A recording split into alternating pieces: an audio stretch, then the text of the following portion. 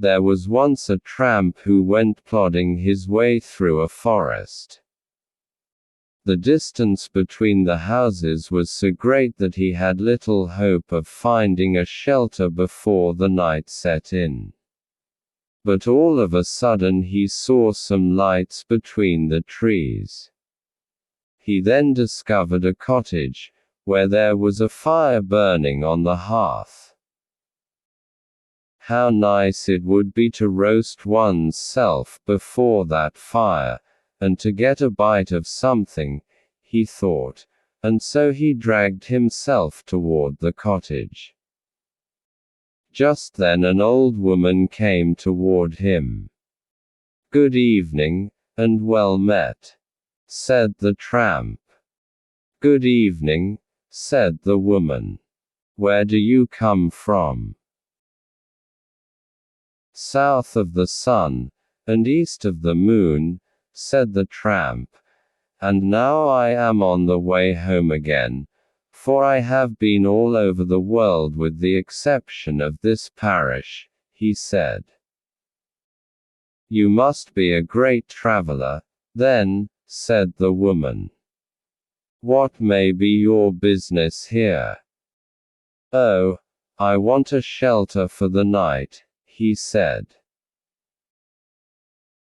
"I thought as much," said the woman, "but you may as well get away from here at once, for my husband is not at home, and my place is not an inn," she said.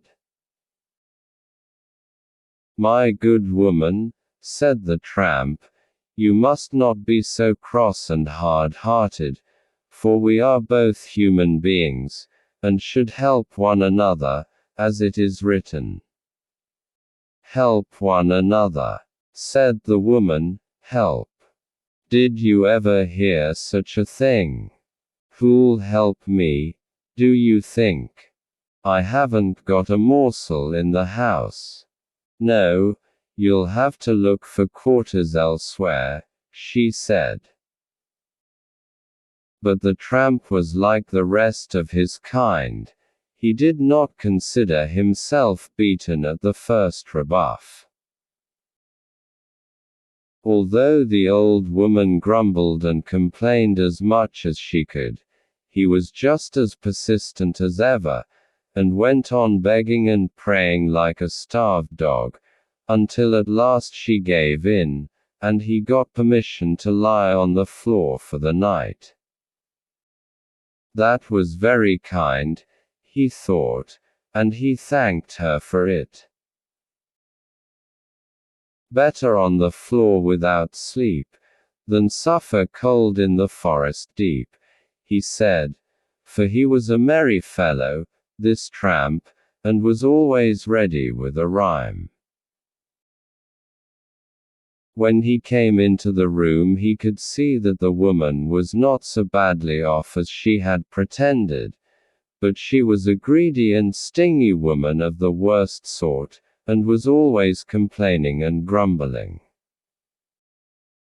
He now made himself very agreeable, of course, and asked her in his most insinuating manner for something to eat. "Where am I to get it from?" said the woman. "I haven't tasted a morsel myself the whole day." But the tramp was a cunning fellow, he was. "Poor old granny, you must be starving," he said. "Well, well, I suppose I shall have to ask you to have something with me, then." "Have something with you," said the woman. "You don't look as if you could ask anyone to have anything. What have you got to offer one, I should like to know?" He who far and wide does roam sees many things not known at home, and he who many things has seen has wits about him and senses keen, said the tramp. "Better dead than lose one's head. Lend me a pot, granny." The old woman now became very inquisitive, as you may guess, and so she let him have a pot. He filled it with water and put it on the fire, and then he blew with all his might till the fire was burning fiercely all round it. Then he took a 4-inch nail from his pocket, turned it 3 times in his hand, and put it into the pot. The woman stared with all her might. "What's this going to be?" she asked. "Nail broth," said the tramp, and began to stir the water with the porridge stick. "Nail broth?" asked the woman. "Yes, nail broth," said the tramp. The old woman had seen and heard a good deal in her time, but that anybody could have made broth with a nail, well, she had never heard the like before. "That's something for poor people to know," she said, "and I should like to learn how to make it." "That which is not worth having will always go a-begging," said the tramp, but if she wanted to learn how to make it she had only to watch him, he said, and went on stirring the broth. The old woman squatted on the ground, her hands clasping her knees, and her eyes following his hand as he stirred the broth. "This generally makes good broth," he said, "but this time it will very likely be rather thin, for I have been making broth the whole week with the same nail. If one only had a handful of sifted oatmeal to put in, that would make it all right," he said. "But what one has to go without, it's no use thinking more about," and so he stirred the broth again. "Well, I think I have a scrap of flour somewhere," said the old woman, and went out to fetch some, and it was both good and fine. The tramp began putting the flour into the broth, and went on stirring, while the woman sat staring now at him and then at the pot until her eyes nearly burst their sockets. "This broth would be good enough for company," he said, putting in one handful of flour after another. "If I had only a bit of salted beef and a few potatoes to put in, it would be fit for gentlefolks, however particular they might be," he said. "But what one has to go without, it's no use thinking more about." When the old woman really began to think it over, she thought she had some potatoes, and perhaps a bit of beef as well, and these she gave the tramp, who went on stirring, while she sat and stared as hard as ever. "This will be grand enough for the best in the land," he said. "Well, I never," said the woman, "and just fancy, all with a nail." He was really a wonderful man, that tramp. He could do more than drink a sup and turn the tankard up, he could.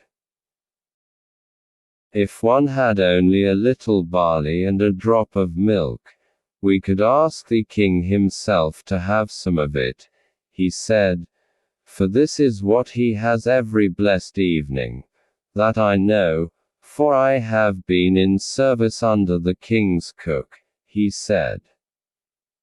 "Dear me! Ask the king to have some. Well, I never!" exclaimed the woman, slapping her knees. She was quite awestruck at the tramp and his grand connections. "But what one has to go without, it's no use thinking more about," said the tramp. And then she remembered she had a little barley, and as for milk, well, she wasn't quite out of that, she said, for her best cow had just calved. And then she went to fetch both the one and the other. The tramp went on stirring, and the woman sat staring, one moment at him and the next at the pot. Then all at once the tramp took out the nail. "Now it's ready, and now we'll have a real good feast," he said. But to this kind of soup the king and the queen always take a dram or two, and one sandwich at least. And then they always have a cloth on the table when they eat, he said. But what one has to go without, it's no use thinking more about. But by this time the old woman herself had begun to feel quite grand and fine, I can tell you, and if that was all that was wanted to make it just as the king had it, she thought it would be nice to have it exactly the same way for once, and play at being king and queen with the tramp. She went straight to a cupboard and brought out the brandy bottle, dram glasses, butter and cheese, smoked beef and veal, until at last the table looked as if it were decked out for company. Never in her life had the old woman had such a grand feast, and never had she tasted such broth, and just fancy, made only with a nail. She was in such a good and merry humor at having learned such an economical way of making broth that she did not know how to make enough of the tramp who had taught her such a useful thing.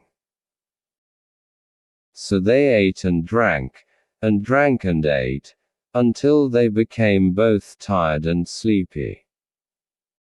The tramp was now going to lie down on the floor. But that would never do, thought the old woman. No, that was impossible. Such a grand person must have a bed to lie in, she said. He did not need much pressing.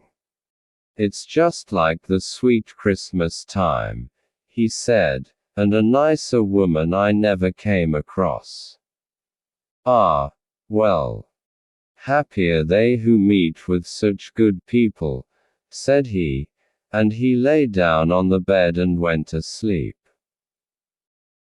And next morning, when he woke, the first thing he got was coffee and a dram. When he was going, the old woman gave him a bright dollar piece. "And thanks, many thanks, for what you have taught me," she said. "Now I shall live in comfort, since I have learned how to make broth with a nail." Well, it isn't very difficult if one only has something good to add to it, said the tramp as he went his way. The woman stood at the door staring after him. "Such people don't grow on every bush," she said.